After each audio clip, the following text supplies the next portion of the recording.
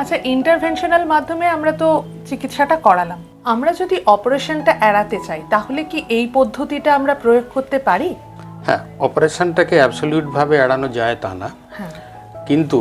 অনেক ক্ষেত্রে যেটা দেখা যায় যে অপারেশন হয়তো প্রয়োজন নেই বা পেশেন্টের অতটা বেশি রকম প্রবলেম নেই, সেক্ষেত্রেও কোনোভাবে অপারেশনটা হয়ে গেল, সেইগুলোকে আমরা অ্যাভয়েড করতে বলি। সেটা আমরা চাই যে অপারেশন ছাড়া যদি পেশেন্ট ভালো থাকে, সুস্থ থাকে বা নর্মাল মোটামুটি একটা নর্মাল অ্যাক্টিভিটি চালিয়ে নিচ্ছেন হয়, এবং সেটা খানিকটা পেশেন্টের মেন্টাল ফ্রেমের উপরে যে উনি ব্যথাটাকে অ্যাকসেপ্ট করছেন কি না,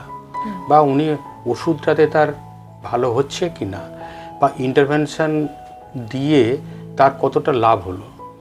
এইগুলোর অনেকগুলো ফ্যাক্টর আছে। বা ওনার ওই ধরনের যে মেটাবলিক ডিজিজগুলো, ধরুন ওজন বেশি, ওনার থাইরয়েড আছে, সুগার আছে, সুগার এবং থাইরয়েড কোনোটা কন্ট্রোলে থাকছে না, এই ধরনের অনেকগুলো মানে ফ্যাক্টর বা ইস্যুকে আমরা দেখি। দেখে যদি মনে হয় যে এইগুলো থেকে কোনো রকম ফেলিওর হয়ে যায়, তাহলে আমরা তখন